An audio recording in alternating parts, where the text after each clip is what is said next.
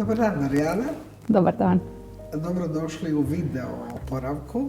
Kao što smo se dogovorili, danas bi razgovarali o tome što je za vas oporavak i što je vama sve pomoglo da se oporavite. Pa vas molim da se prvo predstavite. Pa hvala na pozivu. Evo, ja sam Marijana Bavčević, borim se s mentalnim zdravljem i poteškoćama zadnjih 20 godina, ali isto tako živim jedan kvalitetan i ispunjen život. Unatoč svim poteškoćama mislim da sam na jednom krasnom putu oporavka zahvaljujući vam osobno i svim drugim ljudima iz struke koji su pridonijeli mom oporavku i vjeri u moje izlječenje.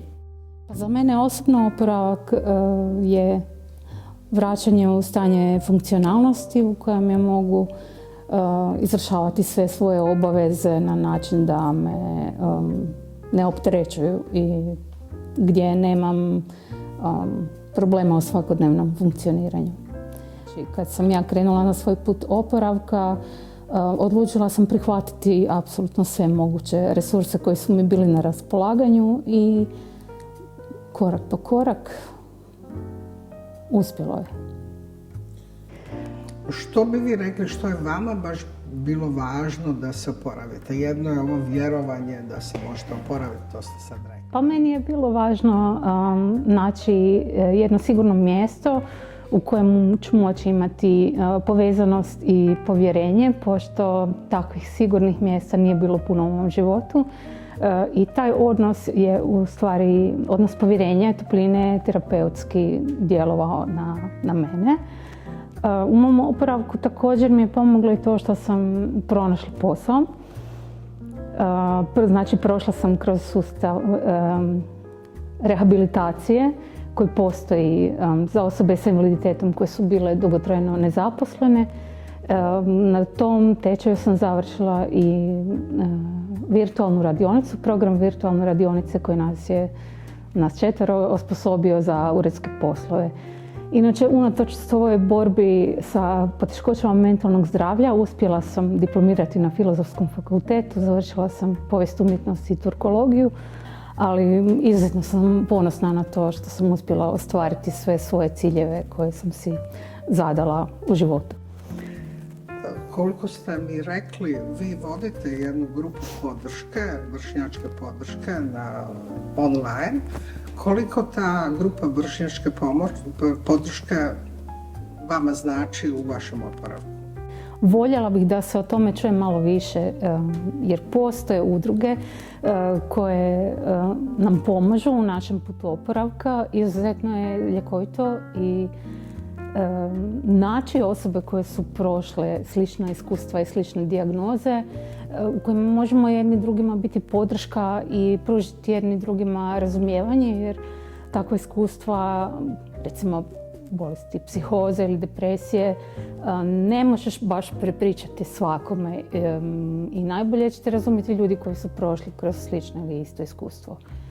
Dakle, to je možda jedna mogućnost koja može značajno doprinijeti oporavku, a pretpostavljam da ljudi ne znaju baš toliko da postoje udruge i da postoji pomoć povezivanja u neke manje zajednice koje te u stvari nose i podižu kad ti nisi dobro, a isto tako kad si ti dobro imaš mogućnost dati i savjet ili prenijeti svoje iskustvo oporavka drugima koji tek počinju taj put. Znači, ono što mi danas znamo da mnogo čimbenika pomaže oporavku, ali nekako danas smo odlučili posvetiti video o tome kako trauma može utjecati na oporavak, odnosno kako trauma može kočiti oporavak i što zapravo treba napraviti da se ljudima pomogne, da ta trauma više ne bude na kočnici oporavka. Kakva su iskustva ljudi na vašoj grupi? Pa neki ljudi su po samoj svojoj konstituciji čvršći, psihičkoj konstituciji i mogu podnijeti i proraditi traumu bez potrebe za stručnom pomoći, ako nekih drugih se razvija psihička bolest, psihoza ili depresija ili bipolarni poremećaj. Pa konkretno u mojoj grupi dosta članova je imalo traumu u svojoj životnoj priči. Pa u stvari se ljudi dosta teško otvaraju u vezi svojih trauma, ali vidim da svi nosimo neke posljedice i da je u stvari rast iz traume u cjelovitost jedan dug proces. A posljedice koje trauma ostavlja su narušeno samopouzdanje, loša slika o sebi, naučeni osjećaj bespomoćnosti i općenito nepovjerenje prema svijetu i prema drugim ljudima.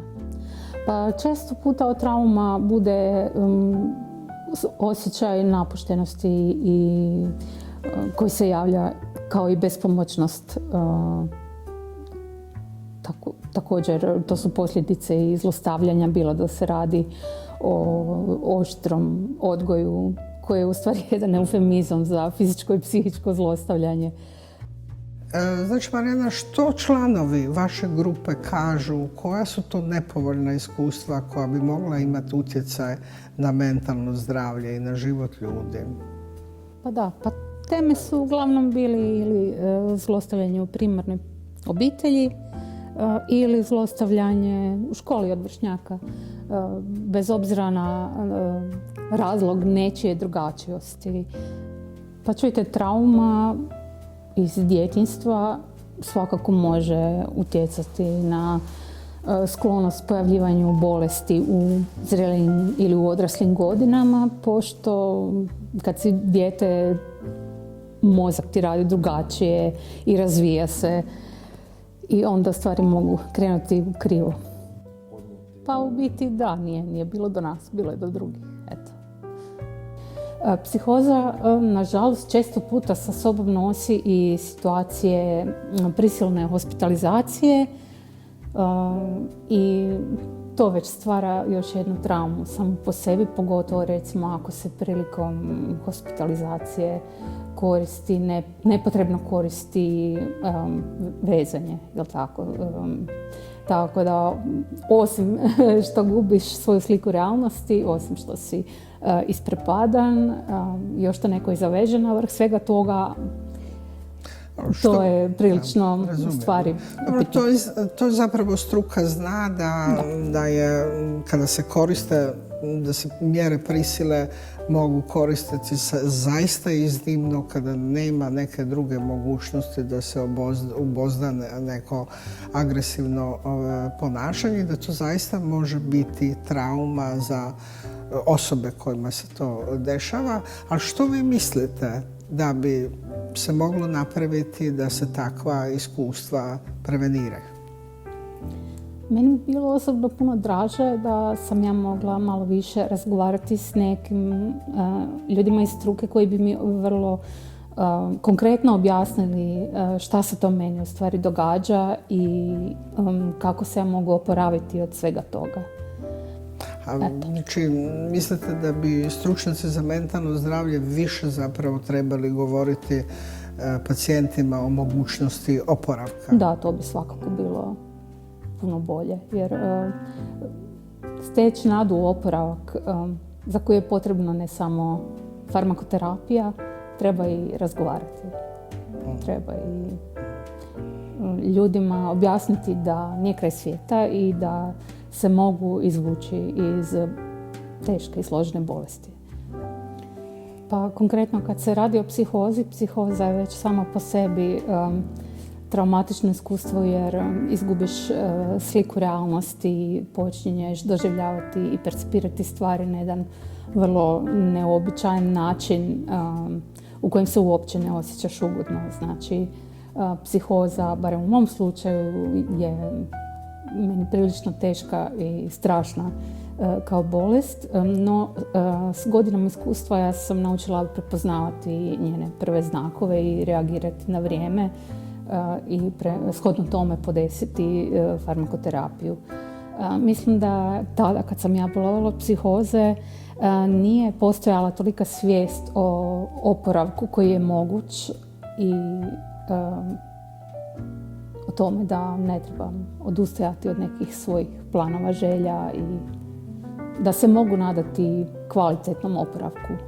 Znači ono što mi danas u struci znamo da jeste oporavak jedan standard i organizacije psihijatrijske službe i očekivanje ishoda liječenja i da bi službe za mentalno zdravlje trebale biti osjetljive i na traumu, da bi trebale razgovarati s ljudima da li su imali nekakva traumatska iskustva i da bi sredine trebale biti nekako slat poruku dobrodošlice i izgledati, biti sigurne i ne producirati same po sebi traumu. Pa bolnice bi trebale biti sigurno mjesta na koje ljudi odlaze sa saznanjem da će dobiti kvalitetnu pomoć koja im je najviše potrebna u najkritičnijim fazama svog života. Nije sramota potražiti pomoć, može se jako puno naučiti u bolnici jer imamo i pomagačke struke, znači psihologa, socijalnog radnika. To je cijeli tim koji je posvećen pacijentu i mislim da je također jako važno ljudima posvijestiti njihova prava. Mi peer workeri možda nismo toliko obučeni kao struka, ali uvijek znamo prepoznati kad je netko loše i kada nekoga ohrabriti da potraži stručnu pomoć. Isto tako mislim da je jako dobro da se ljudi nakon epizoda bolesti ili hospitalizacije ili ambulantnog liječenja trebali bi imati i informaciju i opciju uključiti se u rad ili volontiranje u nekim udrugama koje se bave mentalnim zdravljem. Mislim da to možda nije dovoljno ponuđena kao jedna od opcija. To smatram da ljudi premalo znaju o udrugama i potencijalima koje mogu iskoristiti za izaći na dobru stranu posljedica traume. Rekli ste zapravo da cijela grupa radi na tome kako prebroditi negativne posljedice traume. Pa traume svakako ostavljaju posljedice. Neki ljudi možda kroz traumu prođu i ne razbole se, a kod nekih ljudi je smetnja traume u stvari tolika da ljudi jednostavno trebaju potražiti stručnu pomoć. Posljedice su ponekad takve da je teže živjeti nakon traume i slavimo male pobjede. Slavimo te male korake i male pobjede kojima možda ljudima koji nikad nisu imali poteškoća s mentalnim zdravljem zvuče možda banalno ili nebitno, ali nama su to velike stvari. Recimo za ljude koji se bore sa psihozom ili depresijom, velika je stvar oprati suđe. Velika je stvar istuširati se i oprati kosu kad si u fazi bolesti. Neki ljudi stvarno trebaju pomoć pri procesuiranju svoje traume. Ali mislim da je nekako prirodno ići naprijed i izrasti iz svojih trauma u super junaka. Treba u stvari preodgojiti samoga sebe. Mislim da je to naša dužnost u zrelim godinama da nekako proradimo i procesuiramo te svoje traume i iscijelimo tu jednu veliku ranu koju cijelo vrijeme nosimo sa sobom. Jer ukoliko se želimo oporaviti i živjeti kvalitetan život, moramo poraditi na svojim traumama uz stručnu podršku i to je nemjerljivo. Mislim da je to nešto što bi svako za sebe trebao napraviti, bilo da ima teško djetinjstvo ili ne. U svakom slučaju mislim da psihoterapija tu najviše pomaže. Psihoterapija, razgovor sa vršnjacima koji su prošli slične iskustva s bolesti i samo svijest o postojanju sigurnih mjesta je već veliki plus. Također mislim da bi trebalo ljude informirati da postoje i udruge koje se bave zaštitom mentalnog zdravlja i da se u tim udrugama ljudi mogu uključiti i nešto naučiti od drugih koji su već prošli taj put oporavka. podrška jednim drugima i vjera da je moguće izlječenje znači puno. Podrška da. Od drugih ljudi koji su prošli isto iskustvo i koje mogu nadahnuti druge da je oporavak moguć. Jer kad osoba povjeruje da je oporavak moguć, stvari se počinju mijenjati. Oporavak također uključuje i učenje o svojoj bolesti, izgradnju malo drugačijeg pogleda na svijet, što je jako potrebno, pogotovo ako boliš od depresije. Naučiti da možda ne vjeruješ toliko svojim crnim mislima jer su one dio bolesti i da možda si potpuno u krivu ako misliš da sve nema smisla. I pametno je poslušati nekog ko je to prošao i koji iz toga ispliva na uspješan način. Meni osobno put oporavka je vrlo zanimljiv, pošto znate da oporavak nije linearan, znači ne ide sad iz bolesti ravno gore u zdravlje. Imamo nekakvu amplitudu, ponekad smo bolje, ponekad smo lošije i znači puno kad imate nekakav svoj sigurni prostor gdje možete sa vršnjacima po iskustvu podijeliti ne samo svoju inspiraciju, već i neke svoje težine, pa vas onda grupa jednostavno podigne i tako jednostavno jedni druge međusobno ohrabrujemo. Znači da zapravo sve ovo što vi radite u grupi vršnjaka, što jedan drugome pružate podršku, što se podržavate, da ljudi postignu svoje ciljeve, zapravo pomaže da ta trauma koja se nekada desila u prošlosti zaista ne bude više, nema takvu snagu da nepovoljno utječe na mentalno zdravlje. Tako je.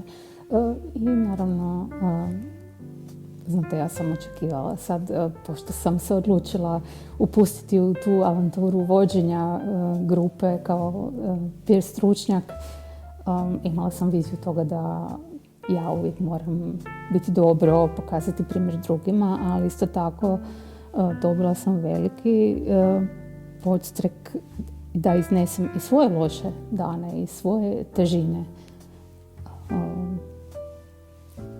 Dobila sam i razumijevanje i podršku drugih ljudi koji mogu mene ponijeti kad ja nisam dobro. I takvo jedno sigurno okruženje gdje možete reći apsolutno sve s čim se borite i s čim se nosite je dodatni motiv za ne odustati od sebe.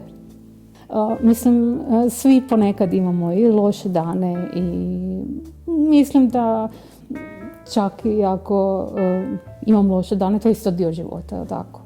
I sve te loše faze ne traju zauvijek koliko god da misliš da nikad nećeš se izvući, nikad nećeš biti onaj stari, pa nećeš biti onaj stari, ali bit ćeš jedan novi ti koji će možda može biti bolji. Bolje, tako je. Znači, upotrijebiti čak i ta svoja najteža, najlošija iskustva u kojima, kad su ti se događali, si bio prepadnut, izbezumljen, uplašen. I s tom nekakvom snagom mudrosti koju si dobio kroz ta svoja iskustva, kad to uspiješ prepoznati kao nešto što može pomoći nekom drugom, onda u stvari dobiješ i smisao, svrhu. I jedno poslanje, životno poslanje koje, eto, s veseljem nekako uspijevaš održavati. Znači negdje obnavljanje smisla i svrhe života je jako važno za oporavak. Da. Pa da, jer uvijek možeš izvući smisao čak iz teških situacija i iz trauma. Dok god misliš da patnja koju prolaziš nema smisla, da je to jedna nepravda, ostaješ u nekakvom stanju ogorčenja, ali ako spoznaš da to možeš primijeniti i iz toga napraviti nešto dobro kao pomoć drugima, a i samom sebi, naravno u procesu sazrijevanja, dobivaš jednu mudrost i dobivaš svrhu i smisao. Znači, nije trauma samo nešto što te koči u napretku. Trauma može biti i nešto što ćeš ti prevaziti. Znači, ako prevaziđeš traumu, to je zapravo jedan značajan uspjeh i ono ostaje zapravo negdje u prošlosti. Pa da. Eto, moguće.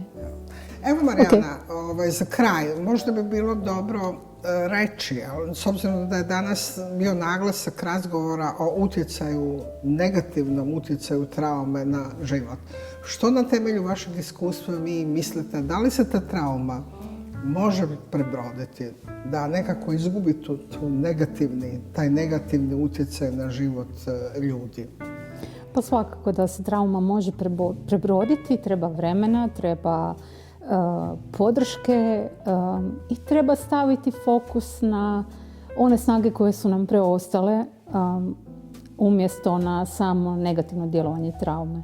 Znači, moguće je izrasti iz traume u jedno slobodnije, lakše, izrelije razmišljanje i funkcioniranje. Znači, oporavak nije nešto za što se mi pitamo hoće li se desiti, nego kad će se desiti.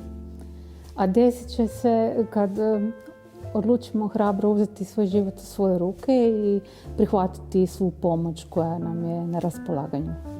Bilo kroz psihoterapiju, kroz stručnu podršku, kroz grupe vršnjačke podrške i kroz čitanje kvalitetne literature. Znači ima optimizma da pa, možemo naravno, to uopće nije u pitanju, naravno, da je moguće.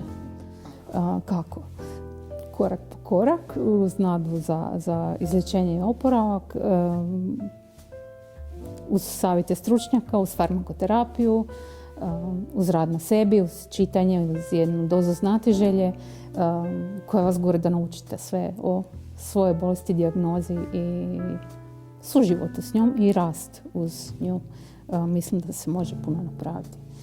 I jednostavno mislim da svi trebaju na konkretnim primjerima, kao što je moj, hvala Bogu, vidjeti da se čak i uz dijagnozu može kvalitetno voditi jedan produktivan i kreativan život.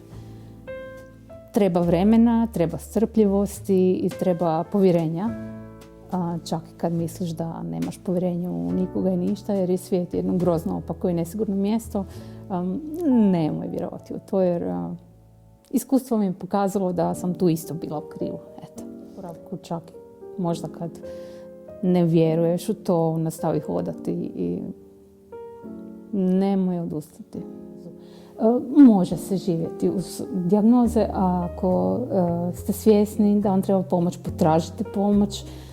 Pomoć dostupna 24 sata dnevno i nemojte imati predrasude prema stručnjacima i prema farmakoterapiji.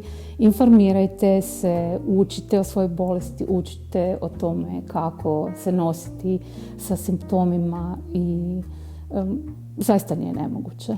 Zaista nije. Ja vam zahvaljujem danas na ovom razgovoru i nadam se da se vidimo opet u nekoj drugoj prilici. Evo, hvala vama što ste me pozvali i dali povjerenje za ispričati svoju priču i nadam se da će nekom možda naći mali komadić inspiracije iz svega ovoga što sam iznijela.